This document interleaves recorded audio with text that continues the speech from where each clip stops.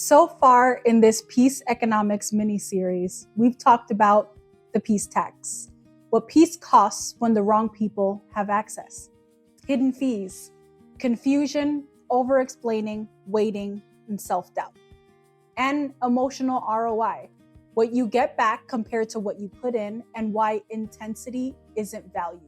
And today, we're talking about something that a lot of people don't realize is happening until they're already underwater. This video is called Access Debt, because some of us are walking around like an emotional bank, and everybody has a routing number. Everybody can withdraw, everybody can call, everybody can need something. And we keep saying yes, not realizing we're taking out loans in our own peace.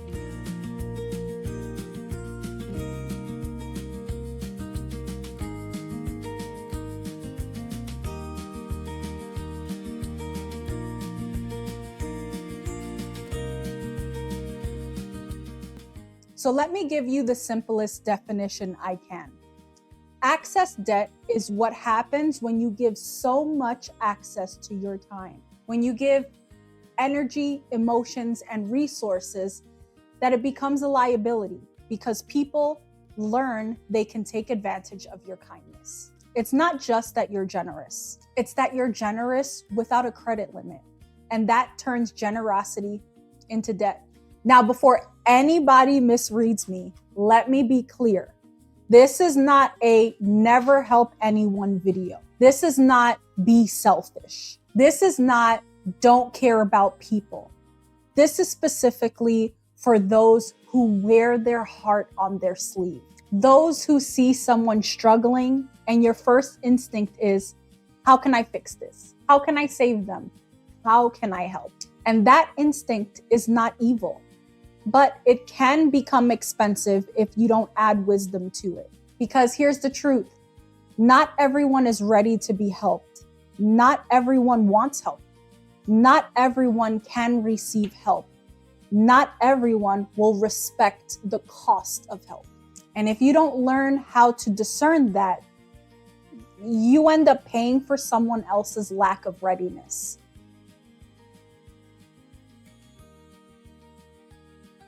Let me tell you the kind of story that taught me this the hard way. I had someone in my life who clearly needed help, like genuinely. They were in a tight spot, and I listened to them talk about it, and I did what a lot of us do. I listened to the complaint, and I assumed the complaint meant, I want out, I'm ready, help me. But I wasn't listening to the words they weren't saying. Because what they weren't saying was, I'm not ready to move on. I'm not ready to change. I'm not ready to leave this situation. I'm not ready to do the hard part.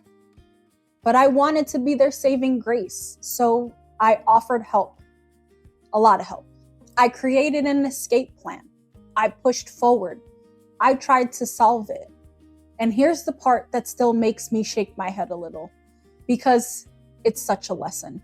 They didn't give me a boundary line. And instead of me pausing and asking what they wanted from me, I imposed my help. I moved forward like, okay, we're doing this. And what happened? I lost money helping them. Money I never got back. And instead of using what I gave them to actually move forward, they treated what I gave them like a backup plan. They treated it like a cushion. And they went right back to the tight spot.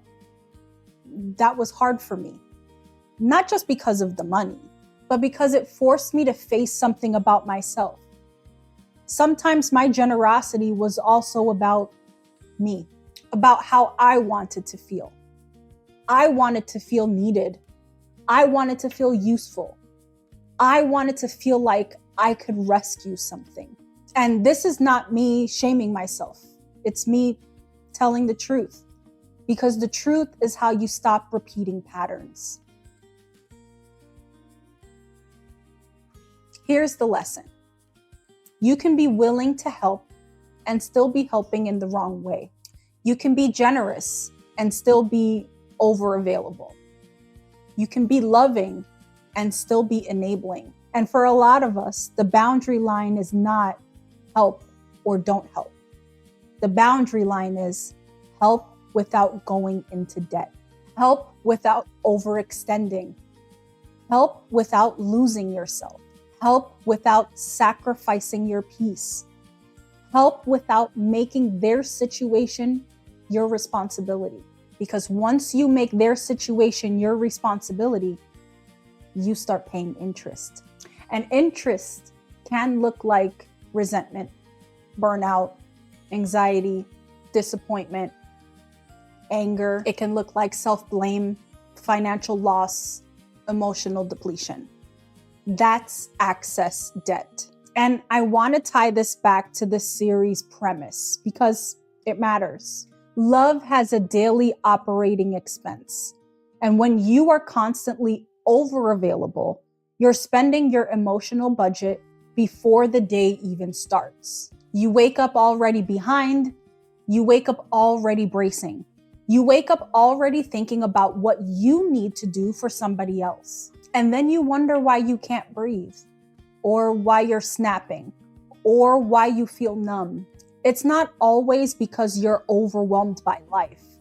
Sometimes you're overwhelmed because you have too many people on your payroll. Let's talk about how overability sneaks in because it's subtle. Overability looks like answering immediately every time, always being on call, always being the one who checks in, always being the emotional processor, always being the fixer, always being the person who makes the plan, always being the one who softens the consequences. And for some of us, overability comes from compassion. For others, it comes from fear. Fear that you're not useful. Fear that if you're not useful, you'll be abandoned. Fear that if you don't help, you'll be called selfish. Fear that if you say no, people won't love you. But listen to me. People who only love you when you are overextended don't love you. They love access. And access is not love.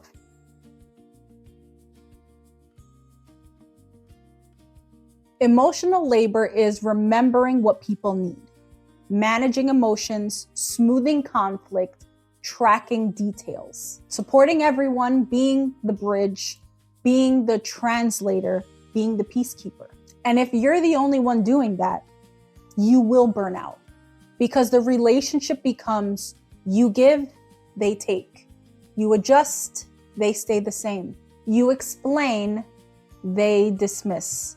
You carry, they coast. And the reason I'm calling this debt is because you don't feel it immediately.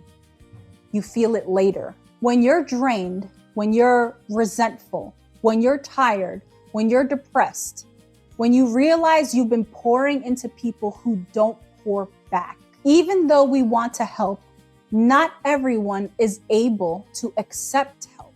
They might not be ready. They might not want it. They might not even know what they want. So we have to determine where they are in their life so we can know what we can offer without coming on too strong and without disappointing ourselves. That's wisdom. That's how you help without debt.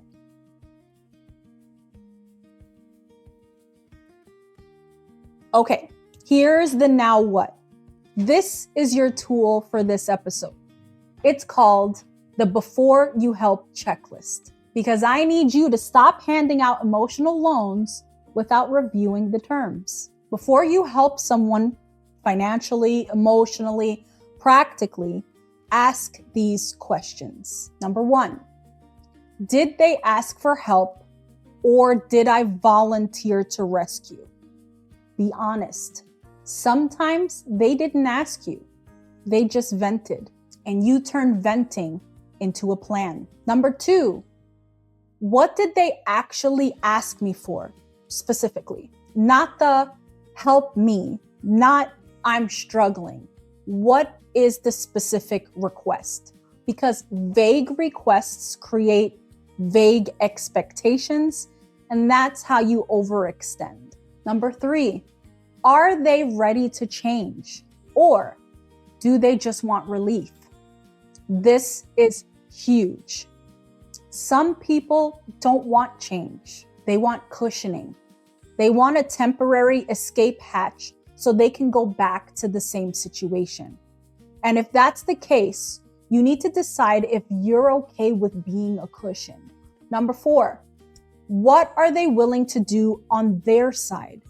If you're the only one doing anything, you're becoming the solution. And when you become the solution, they don't have to grow. Number 5, what is my limit? Do you have a time limit, a money limit, energy limit, access limit? What am I willing to do? And what am I not willing to do? And you need to answer this before you offer anything. Because if you don't decide your limit, your emotions will decide it later, usually in the form of resentment. Number 6, this is where we talk about peace economics.